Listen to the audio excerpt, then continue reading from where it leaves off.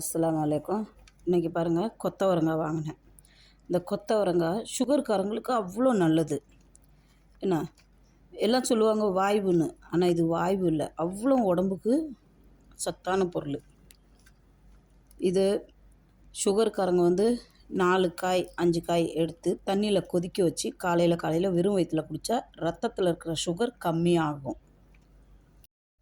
நம்ம கொத்தவரங்காயில் சுகருக்கு எவ்வளோ நன்மை இருக்குதுன்னு சொன்னோமோ அதே மாதிரி இந்த கத்திரிக்காயிலும் இருக்குது. நிறைய பேர் கத்திரிக்காய் சாப்பிட மாட்டாங்க. கத்திரிக்காய் சாப்பிட்டா சொரிச்சல் வரும், அரிக்கும் உடம்புன்னுவாங்க.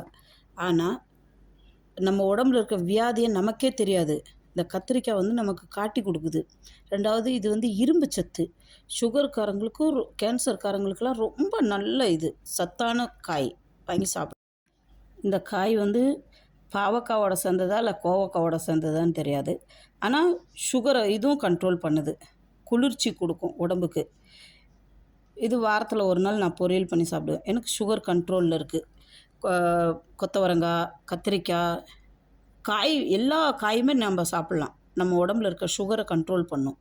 பிடிச்சிருந்தா ஷேர் பண்ணுங்கள், சப்ஸ்கிரைப் பண்ணுங்கள், லைக் பட்டனை ப்ரெஸ் பண்ணுங்கள்.